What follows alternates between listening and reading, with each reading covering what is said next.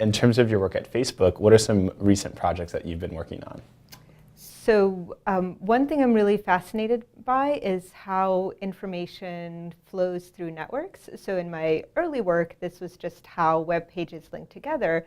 But with online social networks being such a prevalent means of communicating these days, there's a lot of transmission from individual to individual, from individual to their social network. And there are these things called memes, which are ideas that seem to almost take advantage of this to replicate themselves. So some Facebook status updates, for example, will have a little piece of text that says copy and paste or repost or post this so that all your friends will see if you agree with this statement. One interesting thing about memes is that they tend to recur over time. So sometimes you see a meme and it's like, oh yeah, I saw that one a year ago. Now it's back, and how does it come back? So we looked at one particular meme. This is the money bags meme, which says that this year, October has 5 Fridays, Saturdays, Sundays. This happens only once every 823 years, and this is a lucky occurrence, blah, blah, blah. And anyone who actually looks it up sees that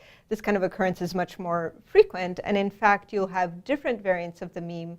For example, here in red, you have the one that says July has 5 Fridays, Saturdays, Sundays, and this is true in 2011.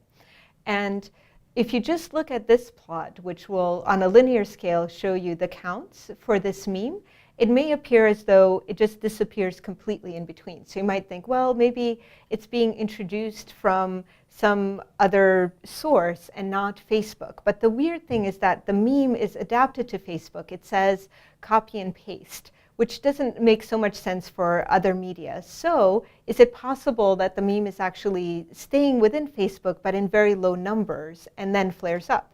And so if you, instead of using a linear scale, use a log scale, here at the same time you can see counts that are 100,000 and counts that are 10. And so here when you look, you can see that even though there's a rapid decay in interest, it actually looks like it's maybe power law. And you can see the meme persisting in low numbers, and then different variants perhaps being prompted by a resurgence of this meme then subsequently occurring. These were done in ggplot, just with a simple line geom and grouping by the particular meme variant, and then rescaling the y-axis to log in one of the versions.